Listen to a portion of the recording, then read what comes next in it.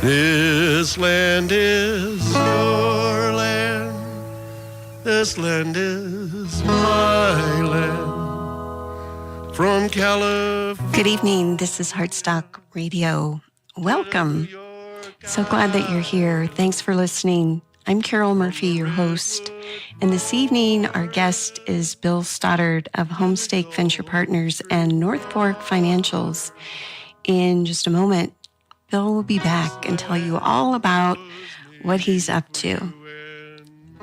We'll be right back in just a moment with Bill. Thanks for listening. As I went walking that Ribbon Highway, I saw above me that in the skyway, I saw below me that Golden Valley. This land was made for you and me. I roamed and rambled. This is HomeStake Radio, and I'm Carol Murphy, your host. Our guest this evening is Bill Stoddart. Hi, Bill. Hi, Carol. How are you? We are doing great over here in Butte. It is a little chilly. How is it over there in Bozeman? You know, a little chilly as well, although I'm thinking it's probably chillier over there. That seems to be the case. Yes, as a general rule. And I keep wondering, where is all the snow? I mean, we have some, but we need more. Yep, we need more. Indeed. Definitely. Well, thank you so much for being on HomeStake. Please give our listeners a little introduction as to what HomeStake Venture Partners and NorthFork Financial is.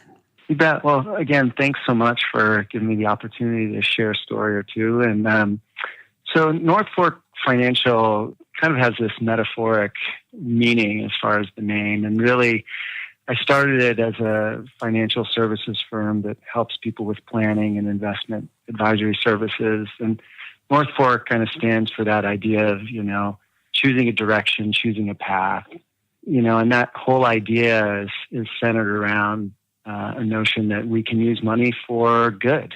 And, it's really what we bring to this abstract thing that money represents or that it is. And it's what we bring to it that gives it meaning. And that can take all kinds of meanings, It can be exploitive and extractive, or it can be very generous and kind and abundant. And so our goal with starting NorthFork was really to focus on this idea of non-extractive finance and investing in ways that are intended to not extract from people in the environment to achieve financial return.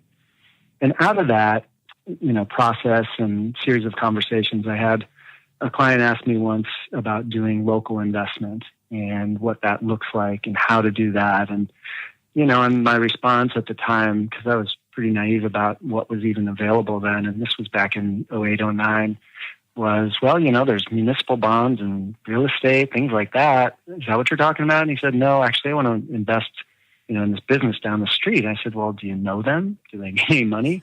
And, from there began a journey of really looking into this whole landscape that is now much sort of broader than it was now that we have crowdfunding and, a lot of other things that are being done in this sort of local or direct investment landscape. And HomeStake is really a member organization of people throughout the state who want to invest in Montana companies. And we help share stories about those companies. And then for those who decide that they may want to participate in one of those opportunities, we help them do so and then manage those for them. So that's kind of a quick nutshell of what those two companies are about. So this falls under the heading of impact investing as far as HomeStake goes, right? Yeah, I would say impact investing has really a long history, and arguably impact investing, anything that you invest in has impact. But the history of impact investing goes back more toward, what we call community development finance institutions providing loans to businesses in underserved communities.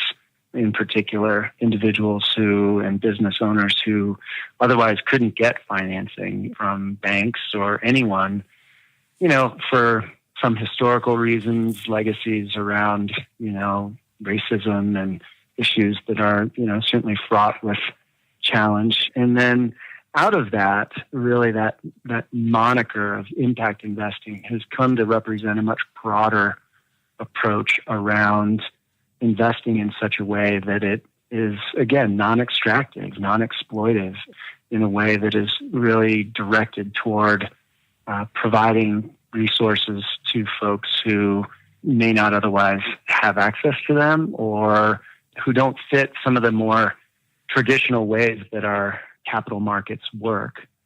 So if you think about, this idea of what types of businesses do get financing, usually banks and sort of local lenders are really great at providing loans for businesses where there's assets, there's real estate, or they're trying to, get a trailer or get some equipment or something like that, because there's something tangible, and banks, have that requirement, among others, in order to make loans. And then if you think about, well, okay, what other types of capital is out there? We can think about, venture capitalists or private equity, and most of those are angel type investors is another term that is often used. And most of those folks are looking for very specific types of opportunities. And if we think about, venture capital in particular, those companies really have to have huge markets that they're going to be growing into and have these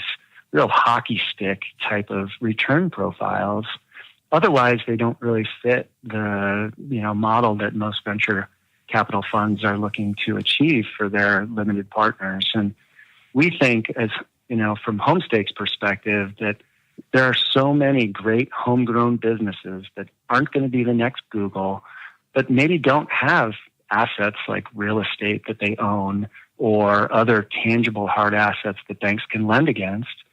So we've kind of created this model where, there are loans that we've done that are against hard assets, but we've also done a lot of growth, providing a lot of growth capital for businesses that need working capital to, expand into new markets or build out inventory or, otherwise look to expand on the enterprises that they've started.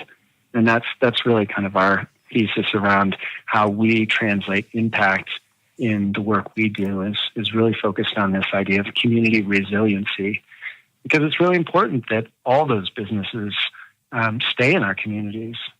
Every time a business grows up and gets sold or goes away, because they go out of business, because they can't grow, that's a loss to our communities. And we think it's really important to have the diversification that those many companies represent for the jobs they provide and, supporting as a tax base and everything. So, we look at it from a community resiliency lens. Yeah, and it really seems that when things go bad, as sometimes happens, I like to call it business behaving badly, it usually happens when those individuals running the company don't live in the community.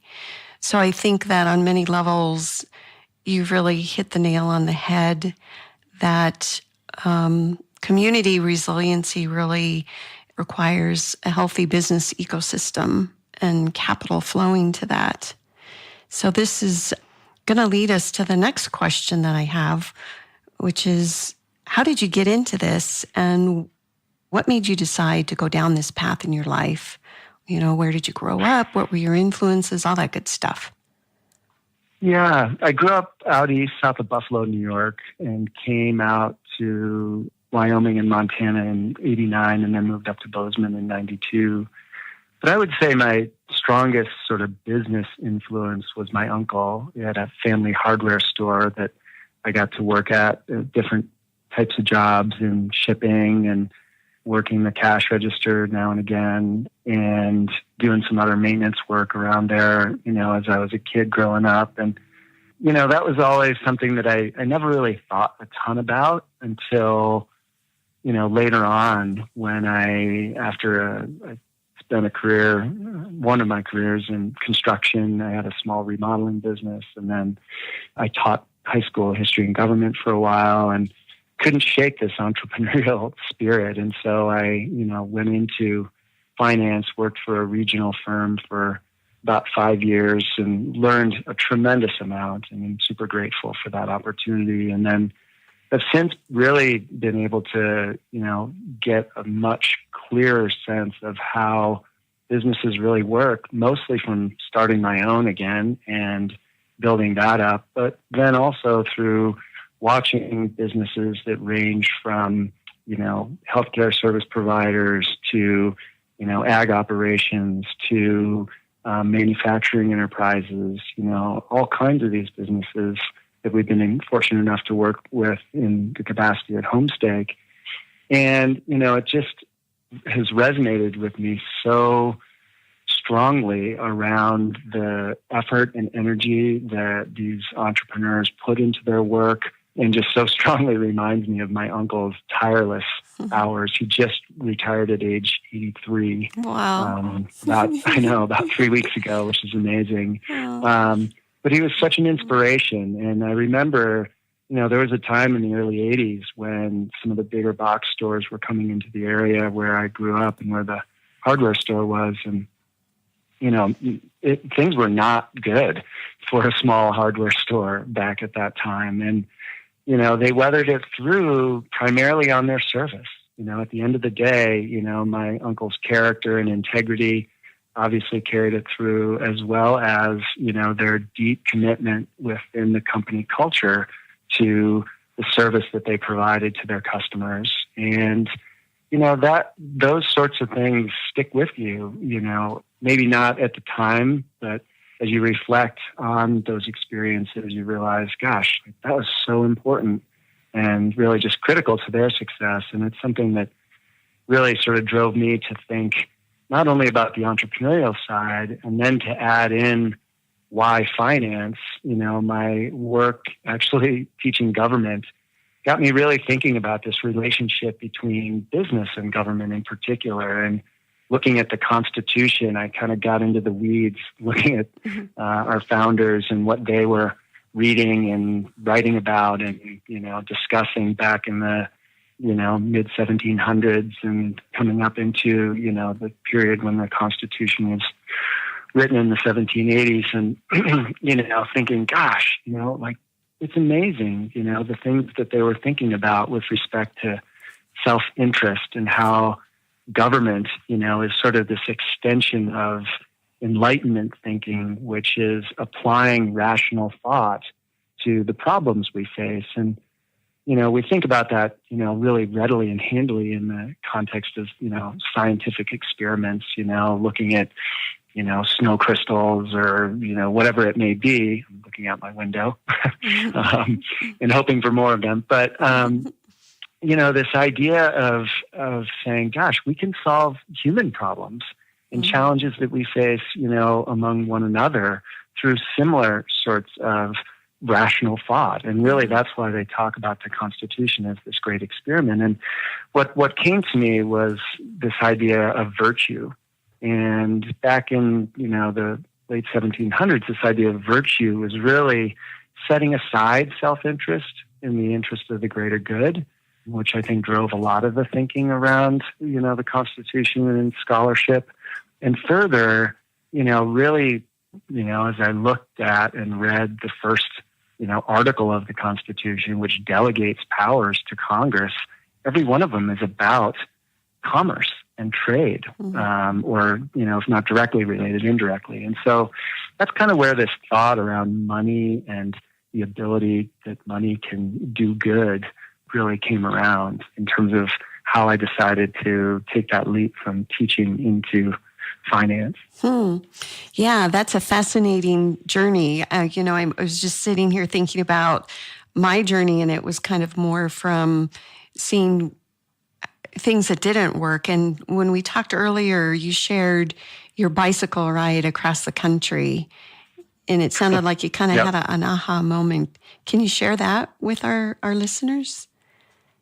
Yeah, that was, so I graduated from college in 89 and with very little understanding of the undertaking we were about to embark on. A friend of mine and I, after doing a test ride around Lake Cayuga near Ithaca, New York, we thought, well, gosh, a bike ride sounds like a great idea cross country. So we sat down with a map and found all the less busy roads and just sort of plotted this route from east to west.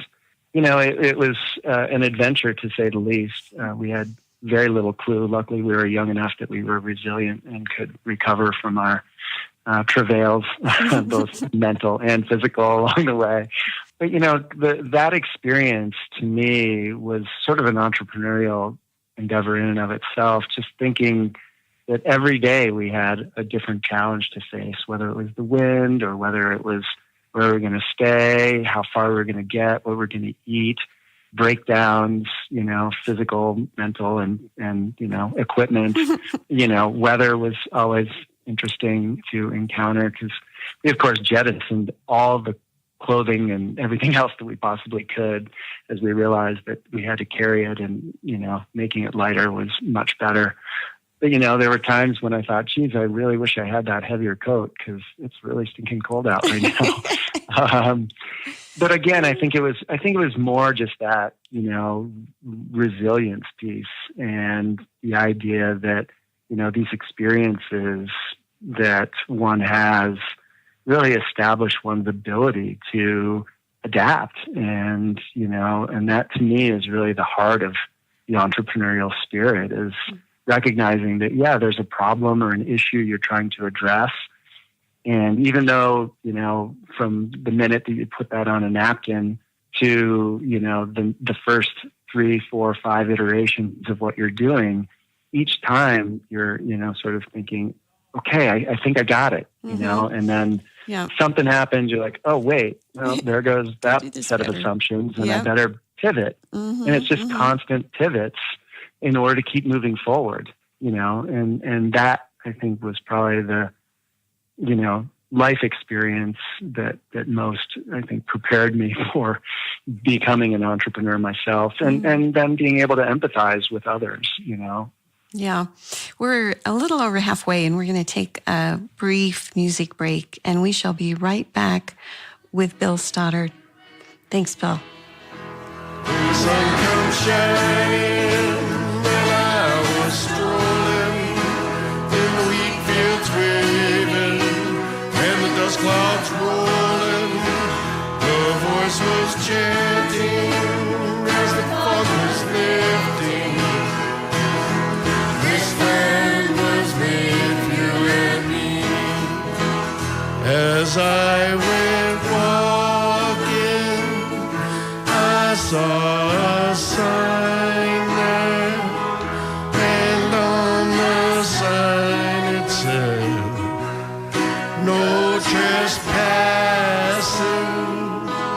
but on the other side it didn't say. Hi, this is Heartstock Radio, and I'm Carol Murphy. Thank you so much for joining us. Once again, this evening we have Bill Stoddart of HomeStake Venture Partners and NorthFork Financials. And my next question, Bill, is about the current scenario and situation when it comes to investing. What can we do better? And is there anything that's broken with the current system, in your opinion? That's a great question. I often respond to that or think about that a little differently in that, we often talk about systems being broken or not working. And in some ways, I think actually our capital markets, it's certainly the most modern iteration of them, just they aren't broken. They've never really worked for a whole lot of people.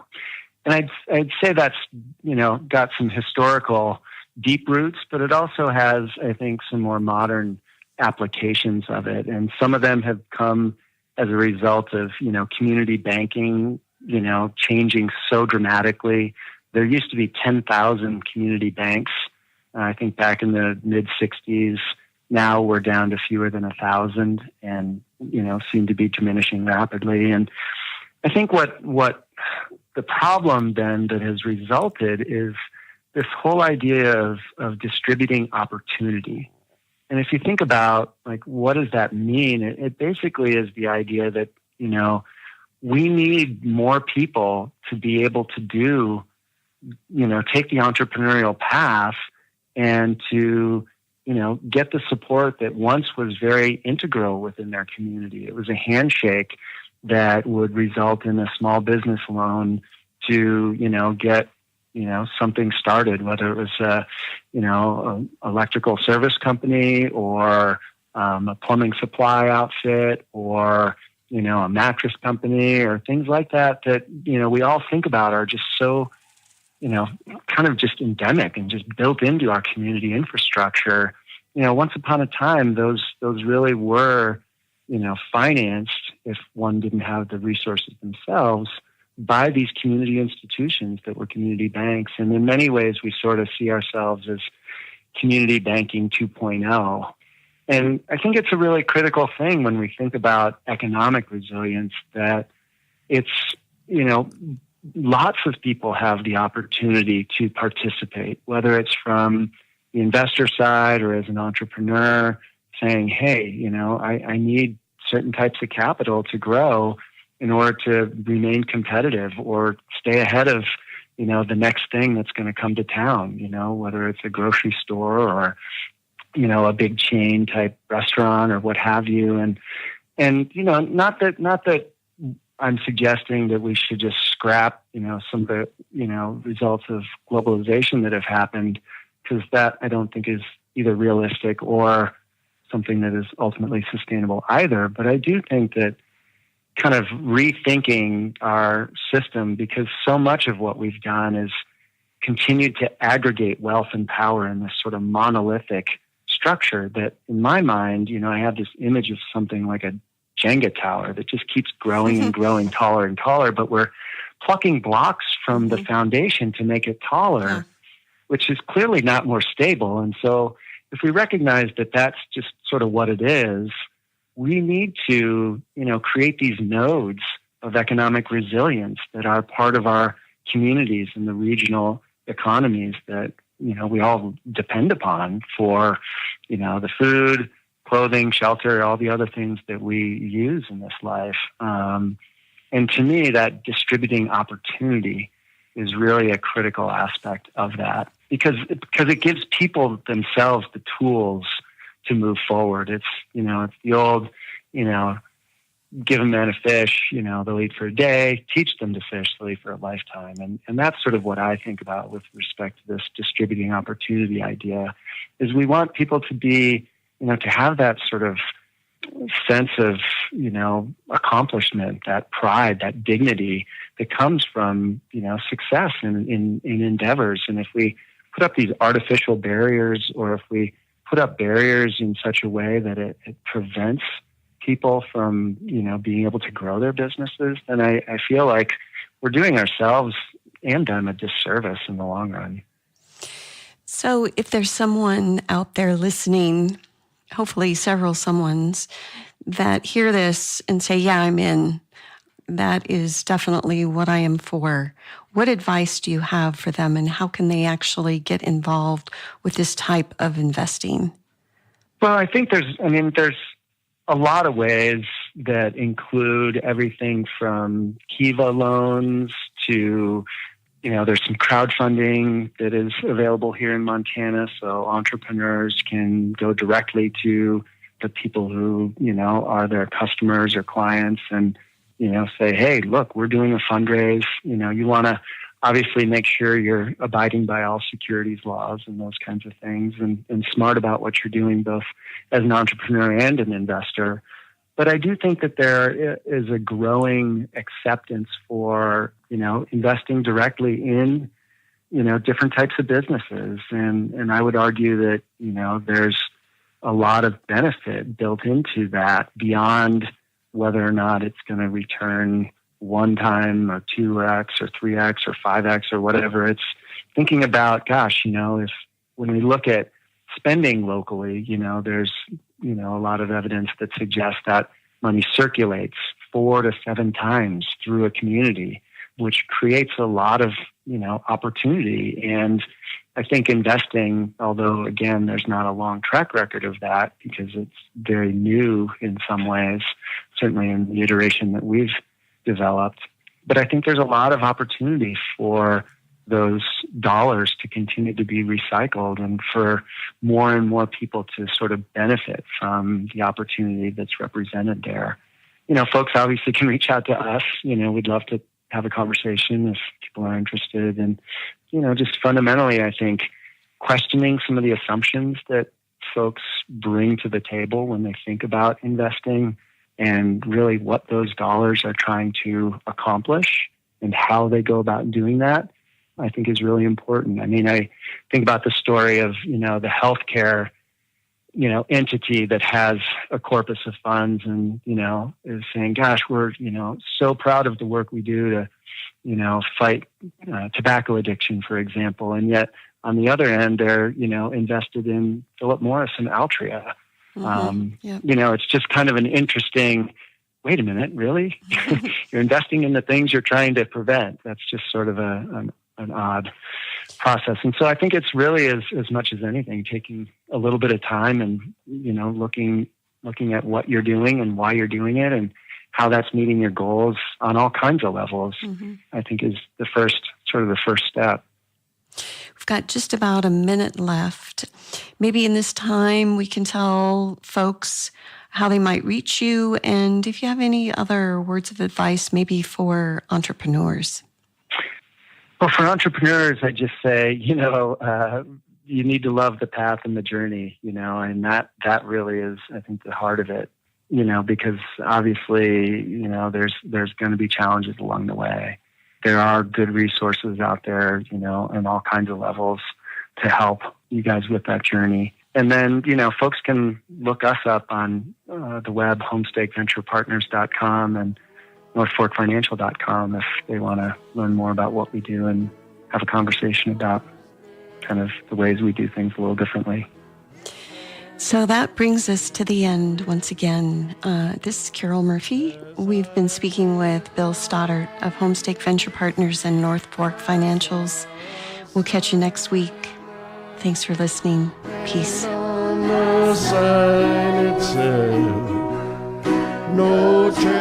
Heartstock Radio is a production of KBMF 102.5 Butte America Radio. Hear our live programs every Friday at 5 p.m. Mountain Standard Time via livestream at butteamericaradio.org.